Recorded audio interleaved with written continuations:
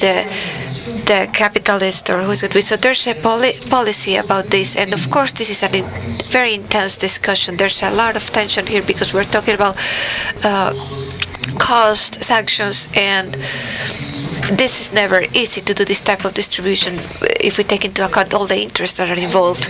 But there are ways or resources available to mitigate this tension.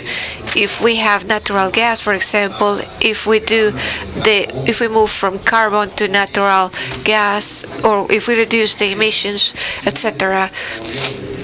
If we use nuclear, we can reduce the emissions without increasing the energy cost, considering that the nuclear is very similar or closer to the fossil fuels than renewables.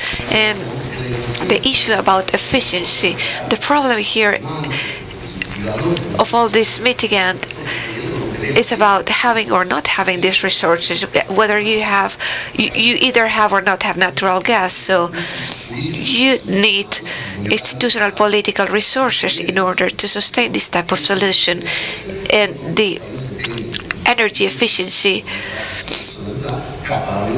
considering all the institutions and countries that can support this. So what's happening at the end of the day is we have a global problem, but the solution that has to do with technological capacities, institutions, and resources, the solutions have a local nature. And so that's a big problem. If we have a global problem that we have to negotiate, that we have to fix, we have a problem in that the solution implies very different solutions for each location. Here, this is very simple. We have several transitions. If we imagine the American transition, this is one that is very comfortable in terms of energy safety. But when we imagine this in terms of conflicts, interest, we have a big conflict because, especially in the Congress and the legislation, so the sanctions are negotiable. The American transition is negotiable. Now the Chinese is very different. In this case, we have an energy safety which goes under pressure. Is a very difficult situation because you have a situation of an increase of the dependency of energy. And for this, I imagine that the nuclear and renewables are a part of the solution, but inside a very broad context of the Chinese context, where you have the nuclear and renewables to reduce the environmental impact, to reduce the energy dependency, and to strengthen the industry of technologies, of clean technologies. Now in Germany, this is a very radical transition which needs a big technological mobilization and institutional mobilization. So also a big support by the society and the politics. When we look at the India situation, it's a strong transition in terms of poverty, the need to incorporate big parcels of population in the energy market. So many millions of people from India who don't have the resources to cook and stuff like that. As for the Russians, they are important exporters of fossils, so their situation is different. And now in Japan, they imagine to do their transition with the nuclear, and then after Fukushima, they don't have this resource anymore. So it's a different situation too. So these are the 6 most important countries in terms of energy consumption, and their transitions are very different. And so we can say that transition is a process, and it's an open process. There's no solid interference, technological, organizational, institutional, or whatever the transition is. There are several possible transitions, and this is an ongoing transition, a work in progress. Therefore, the energy context today is characterized by the presence of uncertainty, and this is important because there are difficulties to move resources, significant resources, using an uncertain transition. There are difficulties to expand and to invest. We don't have business models that are defined to generate, to distribute, etc. We are in a transition stage. And of course, we have difficulties in terms of defining the different strategies in the absence of established tendencies. Of course, under this concept or in this context, the role of the institutions is a crucial one, a fundamental, definitive one, because we need to establish the new reference frameworks, and institutions will play a very important role. And this definition in this process, there's an important role by the institutions in the construction of the convergence and in terms of leading this transition. Therefore, given this open transition, given the uncertainty, discussing the energy transition today is discussing the institutions. The institution play a fundamental role in the energy transition. This role, since it is an institutional transition, today it is mainly a political discussion, a discussion about the energy transition, and it is about the future that we want, that we wish to have, and what we are willing to do in order to achieve this future. That's it.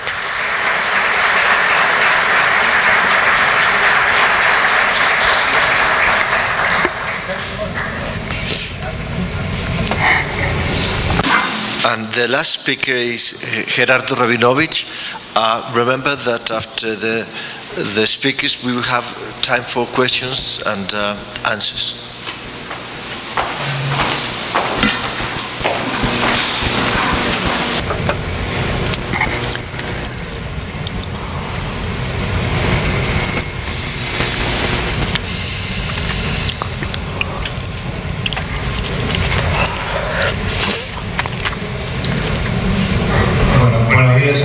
Good morning, everybody.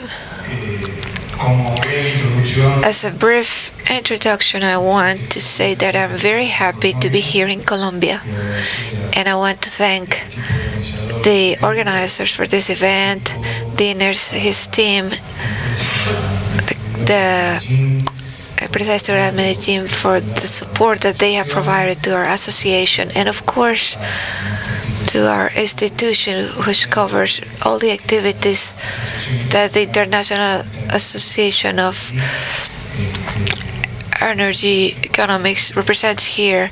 Is represented by their members of their board and their manager. To all of them, thank you very much for allowing us to have this event, which comes from the South America and is here in Colombia with the purpose of covering the whole Latin American zone.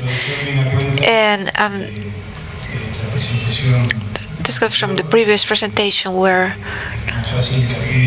we were talking about the institutional construction and the discussion and the debate of the energy sector in our region, where I will be trying to show that institutionalization is necessary, that conversation is necessary, because we are going the opposite way from what we want. My presentation will first have a conceptual framework, a very brief one. Ronaldo has helped me a lot with his presentation. The main trends about sustainability in the region, the initiatives by the international organizations, the institutional strengths and weaknesses in Latin America, and then some final conclusions. As for the conceptual framework,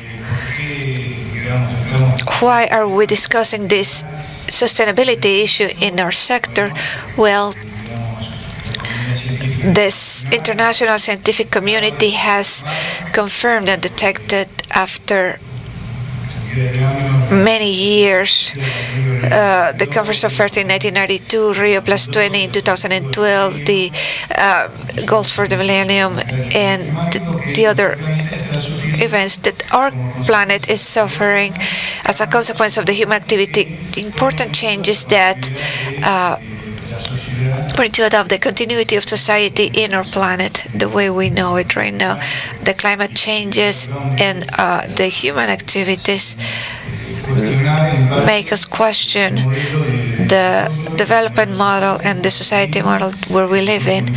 And the last Intergovernmental Climate Change in 2013 last report, the members of that panel presented a report where they confirm with almost a 100% certainty that the human activity is responsible for the increase of the temperature in the planet and the climate disorders in the planet. In 1997, the international community signed a protocol, the Kyoto Protocol, which expired in 2012, where many countries were committed to reduce their gas emissions, and the period expired and it opens an uncertainty period, and it's expected that at the end of the year in the Conference of Paris in Paris it will be able to adopt another shape and it will extend to another period.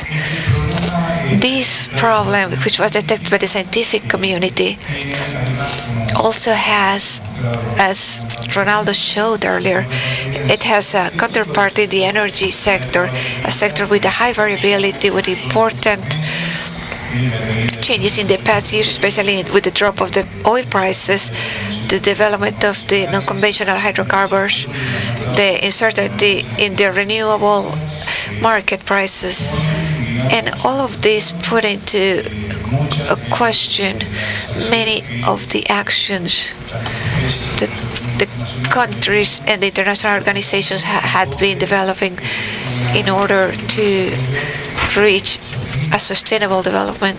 But the tension between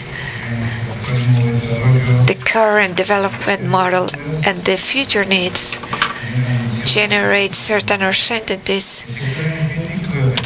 The energy sector is responsible of 2/3 of the CO2 emissions, and out of that 180% comes from CO2, and these emissions account for approximately 31.7 gigatons of CO2 equivalent. And in the past couple of weeks, and after a series of actions that have been developed in the past couple of years in many places in the world, mainly in China, for the first time the Energy International Agency in their past report says that in 2014 gas emissions, CO2 emissions did not grow,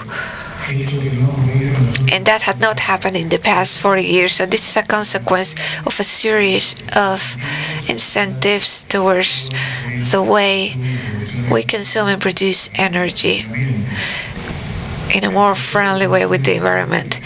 This sector is one of the main emitters of the gases, and the other sectors of the economy contribute to the industry, of course, to the industry, transportation. They have a big share. Because of this development, there have been some proposed scenarios. The International Energy Agency has proposed new policy scenarios in terms of concentration of gases in 450, and each of these scenarios implies by 2100 some increase in temperature in the planet.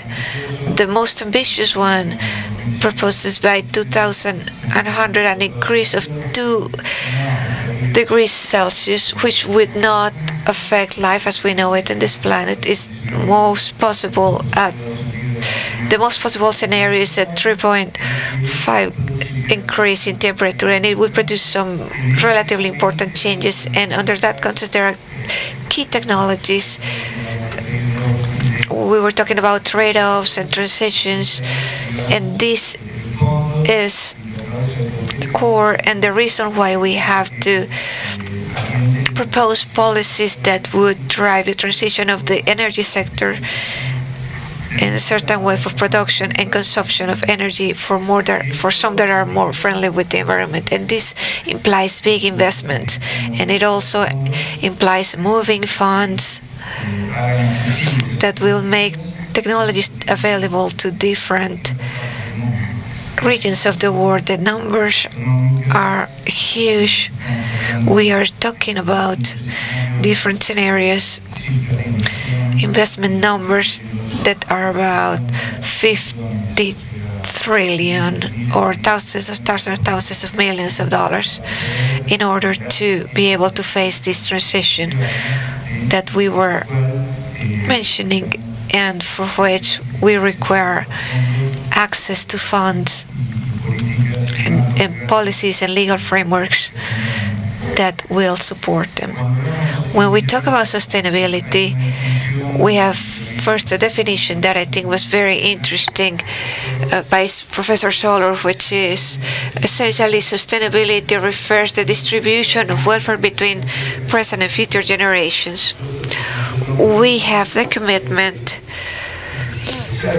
to start building a sustainable world, not for us, but for the future generations, to leave the future generations a minimum of a planet that is just like the one we received, but hopefully a better planet. But we are not doing that currently.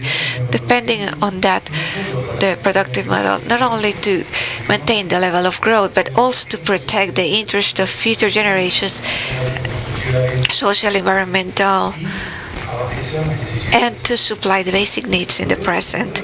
The production model in Latin America right now is a production model for economic at the periphery of the global economy that produces food and raw materials, and this has not changed. This definition by Professor Previs, one of the creators of in 1986, we can still apply this and validate this, because in a recent report by the same organization, we see that 50% of the export come from agricultural products and food. What indicators are we going to use? How are we going to measure this? The economic growth is one of them. Employment growth. We need to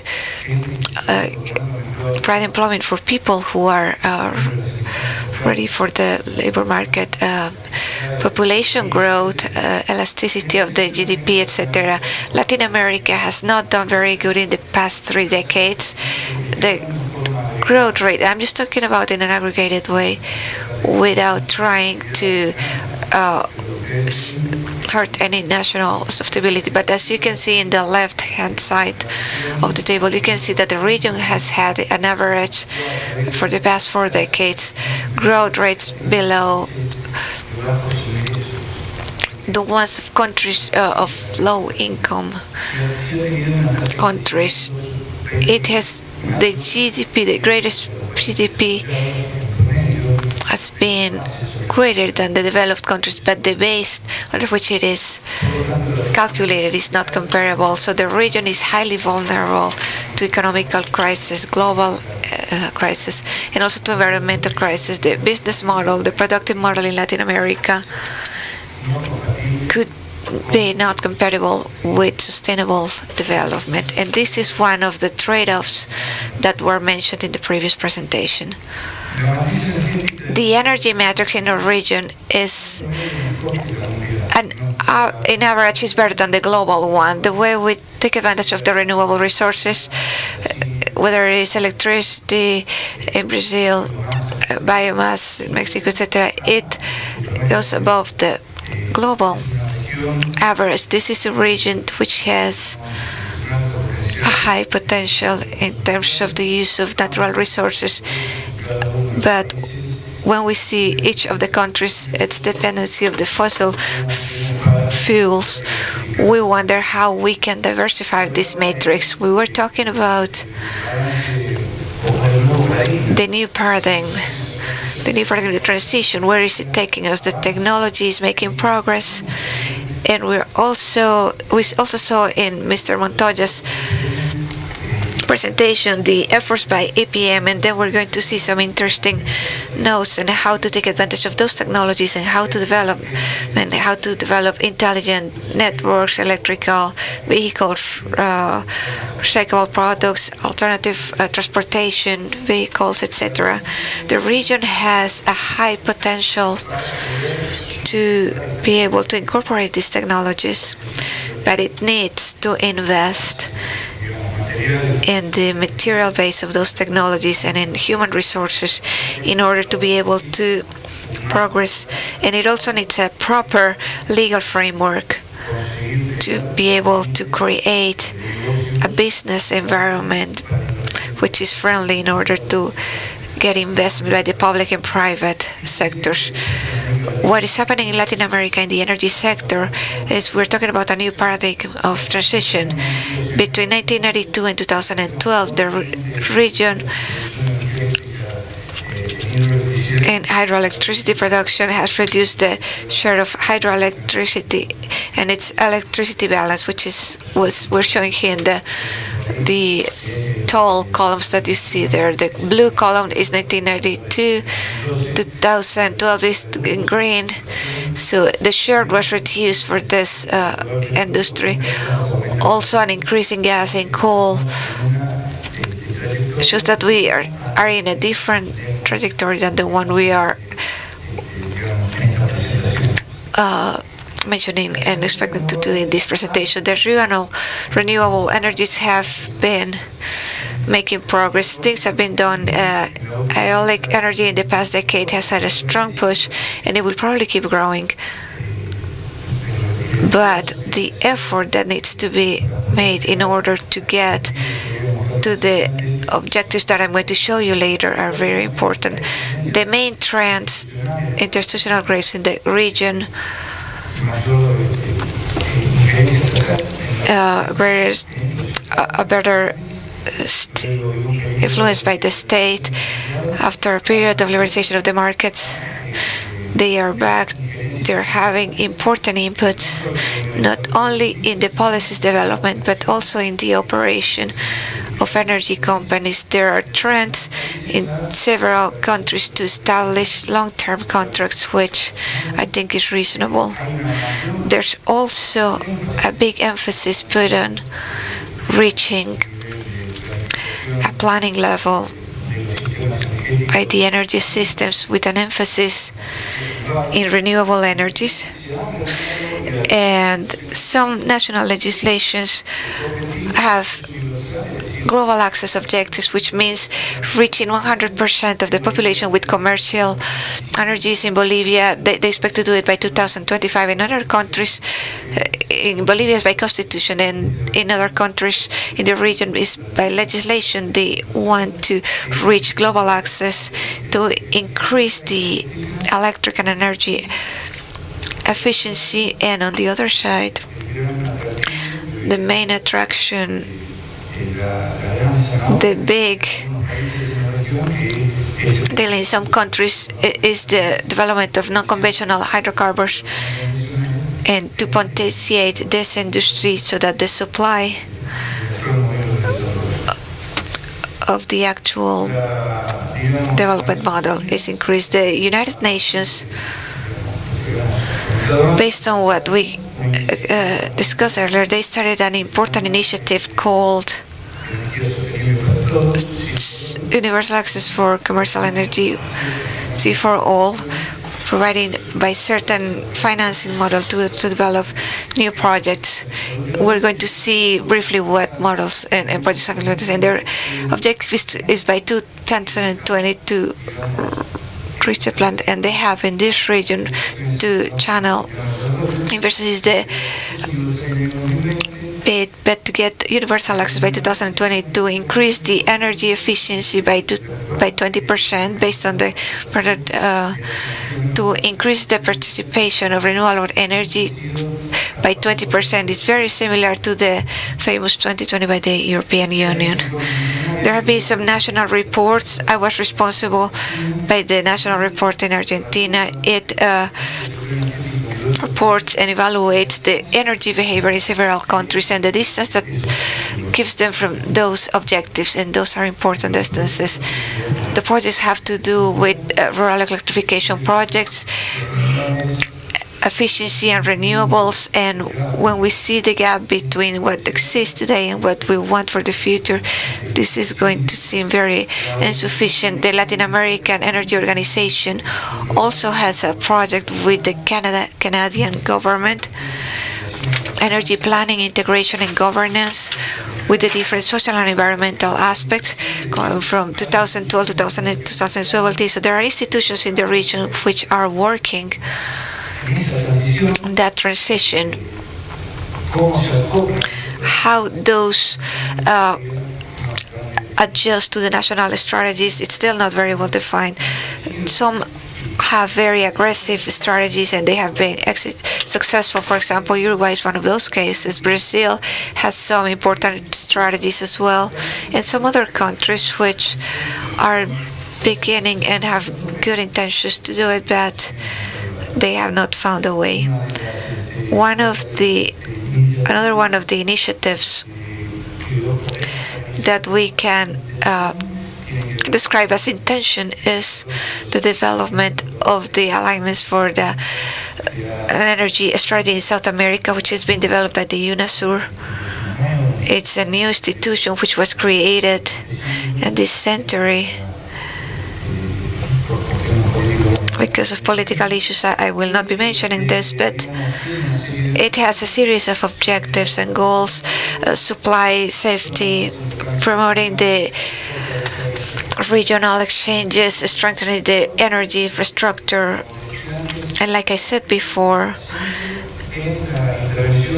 they put a big emphasis in the intervention of the state strategies and the development of these strategies as ways of policies and the creation of big state companies which are big compared to the European Union companies. So the type of intention, the way we measure how we work with sustainability, the World Energy Council has an annual report called the World Council Trilemma Energy, and what it says, it wants to balance three important dimensions: energy safety, equity, and sustainability.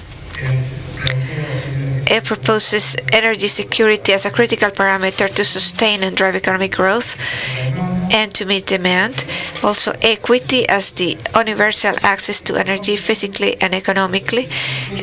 And also the energy services, not just saying about the society can connect, but also they can purchase the devices that will allow them to enjoy today's society. And on the other hand, the environmental sustainability, minimizing the impact. What's happening in Latin America with these three dimensions? We partially mentioned this. The region has several problems in terms of investment in average. It has a strong demand, energy demand, and that forces the supply to meet that demand. And also climate variability, which is very critical, and it has to do with the climate change effects because of the strong participation of hydroelectricity in terms of electrical production, and also because of the importance in many countries of biomass. So they have important vulnerabilities in terms of bioenergy. So the equity is low in general. The region has countries which have very low equity level and access level. We can mention Haiti and Nicaragua as the paradigm examples, although in other countries the access is complete. And in terms of energy economies, they have big subsides, and in many cases generalizing global subsides, which probably distort the objective of them. On the contrary, the region, in terms of energy sustainability, we have very interesting performance. You're going to see that. We're going to present that. I will present a slide that has that information, but in general terms, and it is important to have listened to the presentation from Engineer Montoya from Colombia that complements what I am saying, because in this ranking, let's call it a ranking, we have two countries in Latin America that are very well positioned. One of them is Colombia and the other one is Costa Rica. Again, their position, they place in the top 20 of the region globally, but in terms of sustainability, Colombia is in the fourth place and Costa Rica is located in the second place. These are countries that have very strong incentives for the development of environmental sustainability.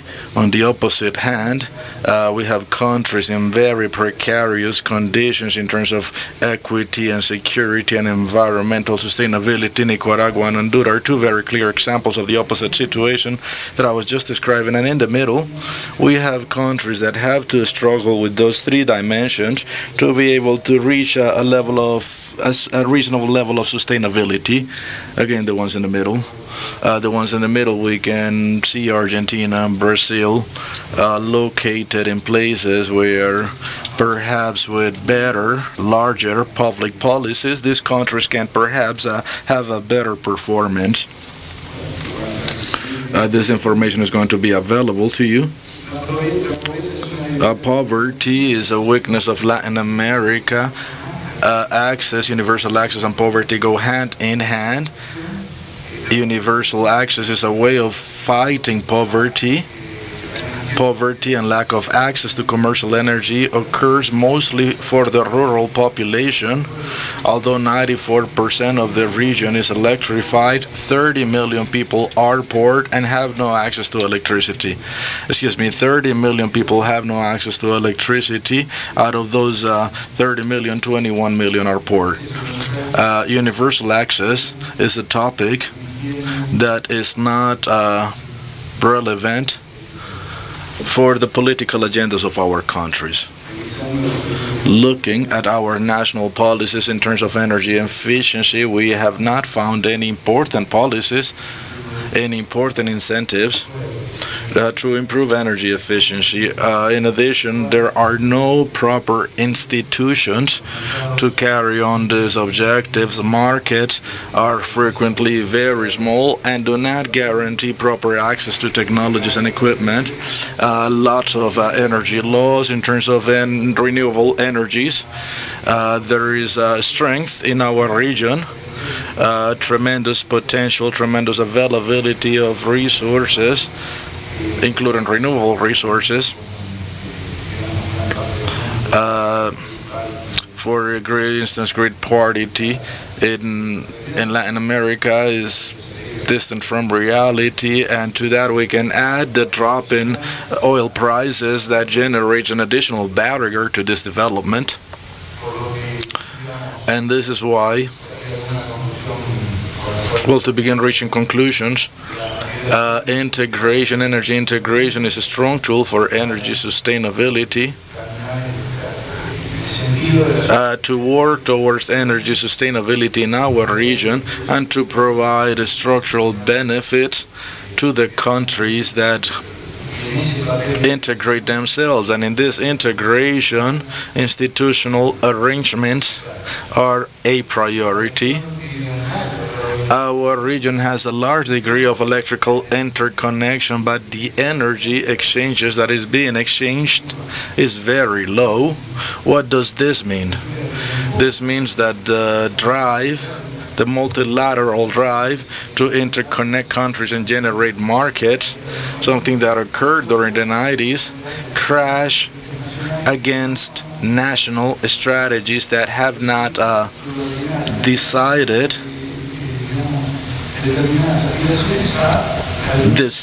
to work towards the good of all the people, or perhaps, as the studies show, this probably could have given better benefits than the ones obtained. An illustration is electrical intervention in Central America. I will, concluding my presentation, I went a little bit over my time, so I'm going to close my presentation with some conclusions. The region is very rich in terms of natural resources and has a very important potential to develop more renewable energy.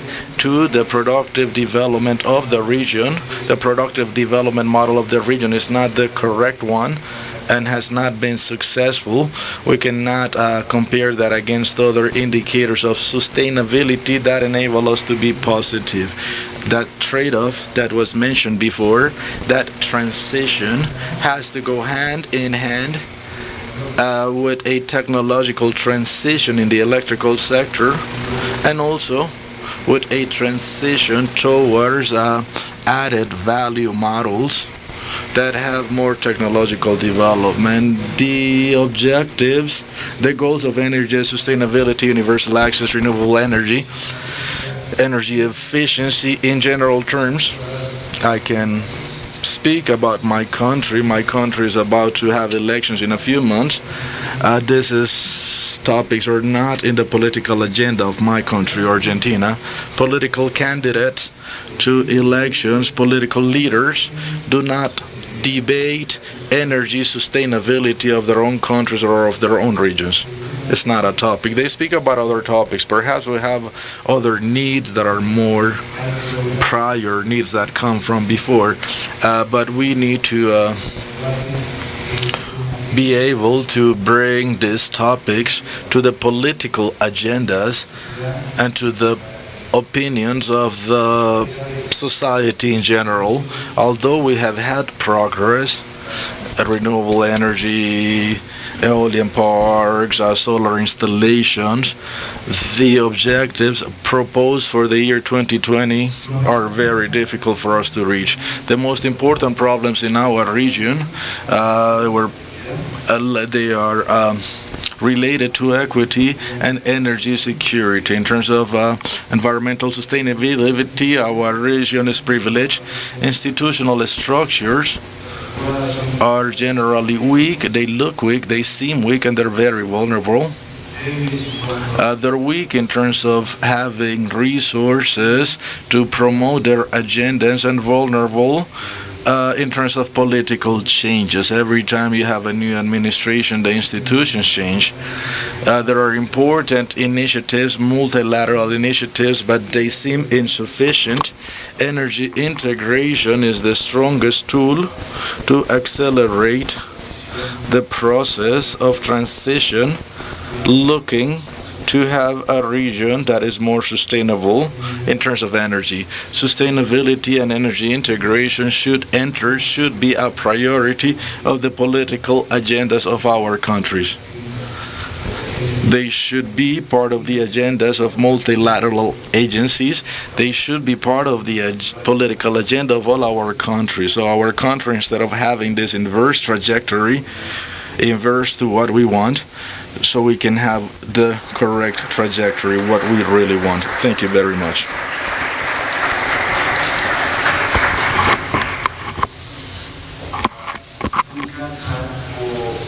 Questions, so please raise your hands so someone can direct you the mic.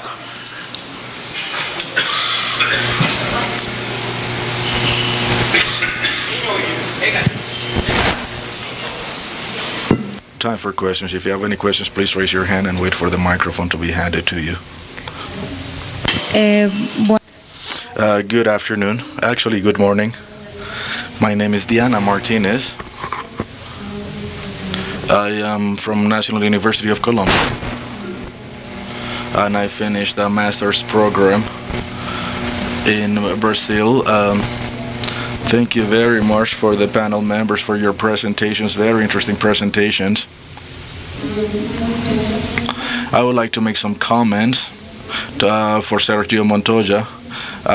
It caught my attention what you guys are doing with EPM in Colombia. It really caught my attention. I just want to make some comments more than questions. I would like to first of all congratulate you for your initiative to develop renewable energy in Colombia, for the drive that your company has trying to make more viable those type of projects so they become profitable, and at the same time enable the development of the energy sector in Colombia, in addition to the industry, the national industries, to bring additional investment, and in addition to all the expansions that EPM is undergoing.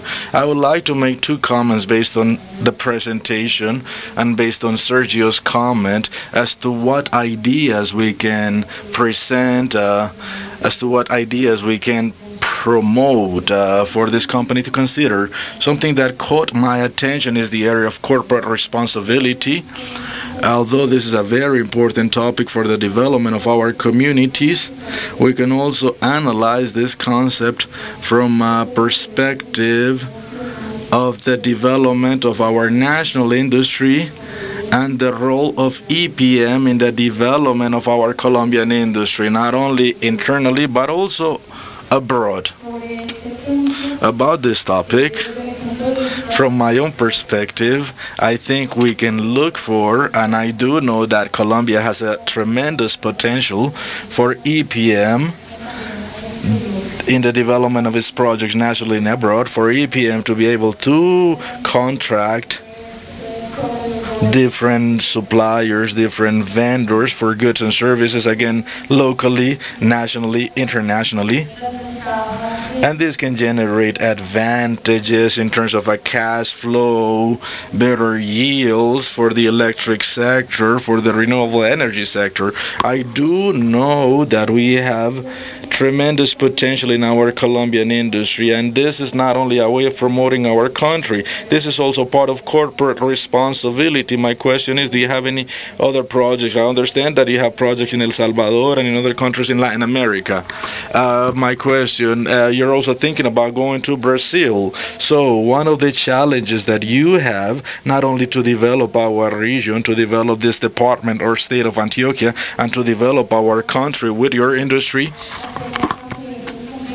would be to sort of like have agreements with Colombian institutions, Pro-Export and other institutions that promote exports, Colombian exports, exports of goods and services. You can not only use those suppliers, those supplies in the countries where you want to go or where you are, but you can also use that to promote them in the international scenario. There are different experiences in countries such as Malaysia, even in Brazil.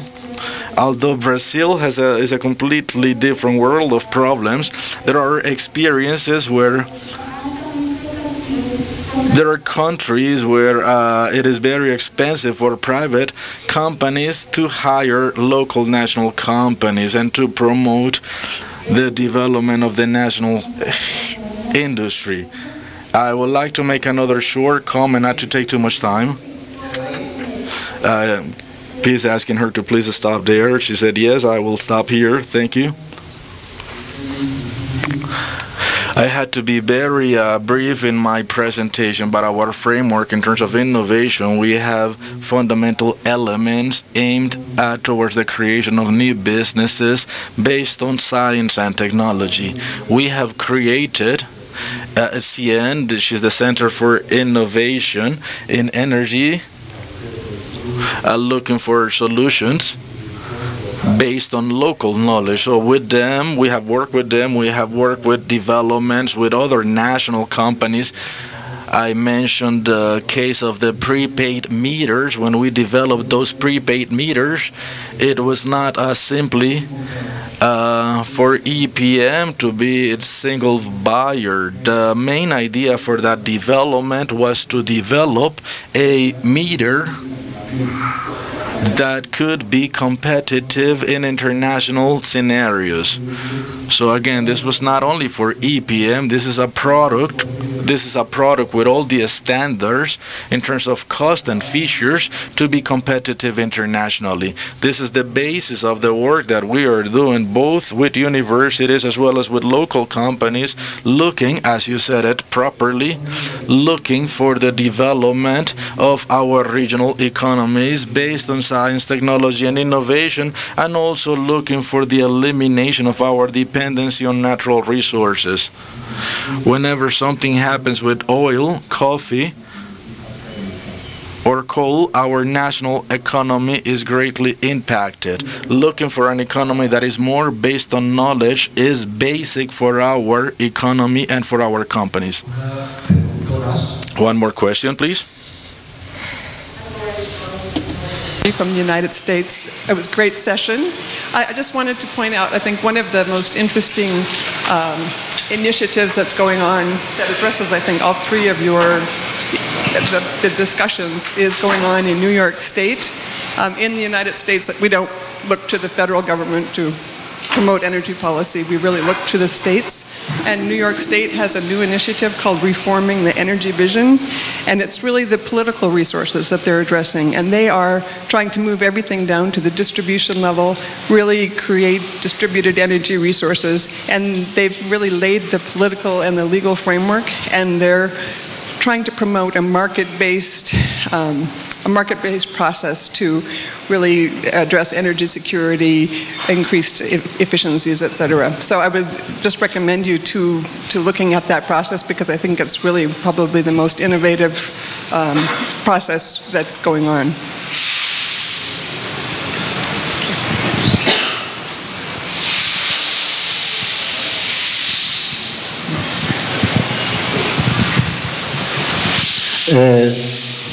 O que nosotros tenemos.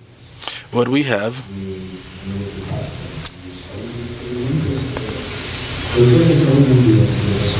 my presentation, I was going to speak about big frameworks, but our experience, the U.S. experience, this is a process that is very complex. What is more important to us is to recognize this complexity, and of course, the U.S. process is one of the most complex in terms of policies, in terms of states, provinces. So there is more variety. There is tremendous variety. But I believe that the most important thing that we have is that these things that are happening are ongoing experiences, or ongoing experiences that are becoming more mature.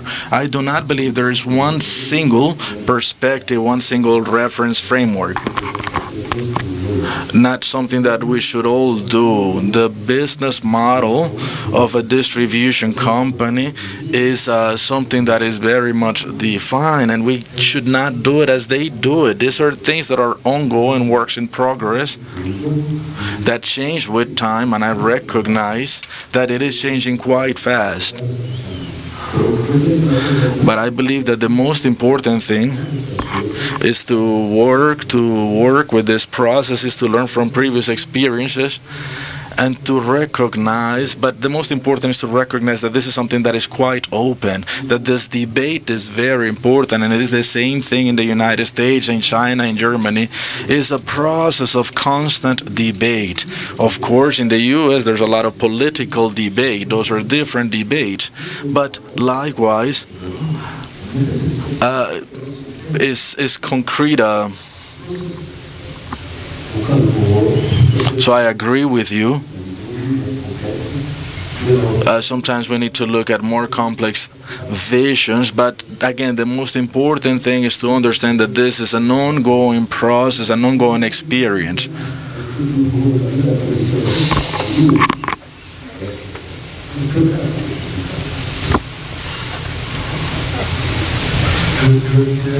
I would like to add to what Ronaldo was saying and to your comment, a topic that I believe is important. All these experiences that are, again, ongoing experiences, and in which the world is advancing, all these experiences are part of that knowledge base, general knowledge base, and I do believe that we need to transfer that. That base has to be shared so it can be integrated to the national strategies of growth and development of our countries. I mentioned the productive models. I can also speak about business models. Business models in each sector of the energy sector. Nowadays, in our region, the most important problems for the energy sector are if we generalize, they're centered around energy security. For instance, in Argentina, developing non-conventional hydrocarbons, Brazil developing, for instance, offshore drilling, deep offshore drilling, Mexico changing its oil industry. Those are topics that concern the international scientific community. Those topics have not really, and there is a tremendous tension between the industry and the scientific community. There is still tremendous tension between those two parties. So in this presentation, basically, the idea is to ask ourselves how we can present a development plan that is sustainable and that enables incorporating a new paradigm, energy paradigm, that is going to incorporate, if incorporated, that is going to include the experience of EPM companies. Very interesting. We need to see what the results are going to be when this is transferred to other realities, to other countries, to other legal frameworks, to other investment conditions. And to be able to protect it, it is necessary to have a regulatory base, regulation base that enables these types of movements in our region and that brings all the countries, and that also becomes an example of sustainable development in our sector. Basically, that's it. In this manner, we are concluding the introductory plenary session. We remind you to please wear your name tags. This is the only way hotel employees can recognize that you're participating in this conference. This is also necessary for getting your snacks and your lunch. This name tag for the event, you should also wear this at our social events. Remember, tonight we have our gala dinner at the Botanical Gardens. It is very important that you are at the lobby of the hotel at 6:30 so we can arrange for your bus transportation to the Botanical Garden. We thank EPM and the CN Center, the Center for Innovation in Energy, because they are the basic sponsors of the event. And we also thank Terpel, HMB, ISA, the Faculty of Mines of the National University of Colombia, Medellin site, and we also thank University Jorge Tadeo Lozano for their sponsorship. We invite you to come outside to the lobby of this Salon Antioquia so we can have a coffee break, a snack. This coffee break is going to be over when you hear the bell. Thank you, ringing. Thank you.